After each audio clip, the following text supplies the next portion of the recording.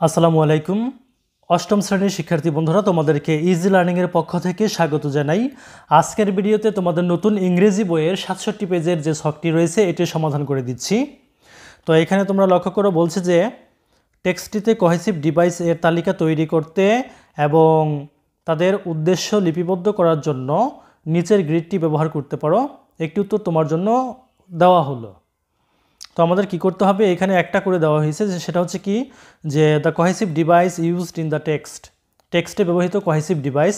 এখানে আমরা উপরে যে টেক্সটটি পড়েছিলাম গত ভিডিওতে, যে আমরা অনুবাদটি পড়েছিলাম পৃষ্ঠা 65 এবং 66-তে, এই টেক্সটটি থেকে এখানে একটি লাইন দেওয়া হয়েছে যে factors of mental health include biological factors such as genes or brain chemistry.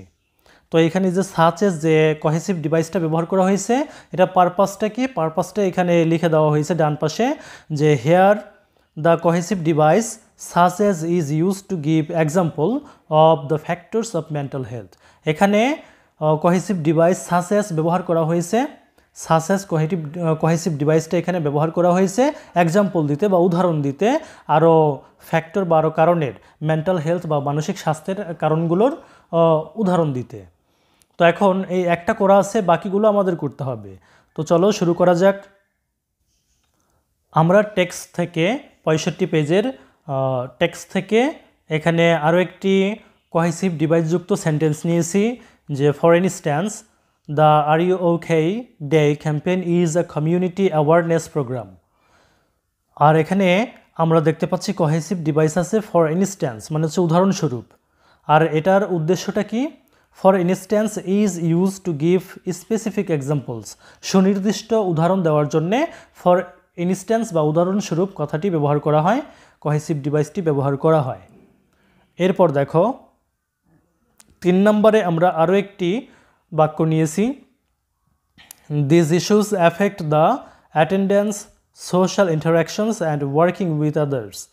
Hair cohesive device and, খেয়াল করো এই যে অ্যান্ড কোহেসিভ ডিভাইসটি আমরা পেয়েছি এই বাক্যে। আর এটার উদ্দেশ্য হচ্ছে here cohesive device and is use to connect to similar informations.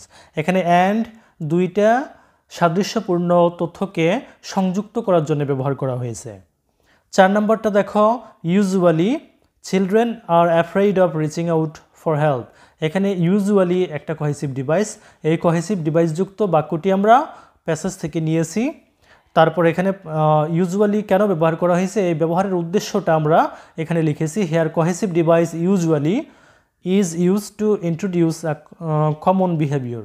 এখানে ইউজুয়ালি ব্যবহার করা হয়েছে একটা কমন বিহেভিয়র বা সাধারণ একটা আচরণ দেখাতে।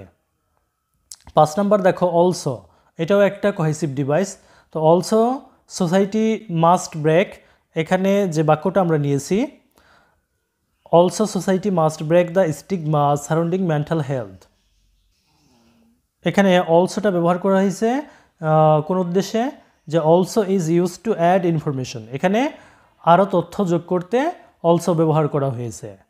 তারপর আমরা 6 নম্বরে আরও একটি লাইন নিয়েছি প্যাসেজ থেকে, furthermore providing mental health training for teachers can ensure that students receive the support they need. তো এই বাক্যে ফার্দারমোর হচ্ছে একটি কোহেসিভ ডিভাইস। এটার উদ্দেশ্য হচ্ছে furthermore is use to add another information. Furthermore বা উপরন্তু কথাটি আরও তথ্য যোগ করার জন্য ব্যবহার করা হয়েছে। তারপরে আমরা 7 নম্বরে আরও একটি বাক্য নিয়েছি, in conclusion schools play a vital role in educating students about mental health. তো এই বাক্যে ইন কনক্লুশন এটা হচ্ছে একটা কোহেসিভ ডিভাইস।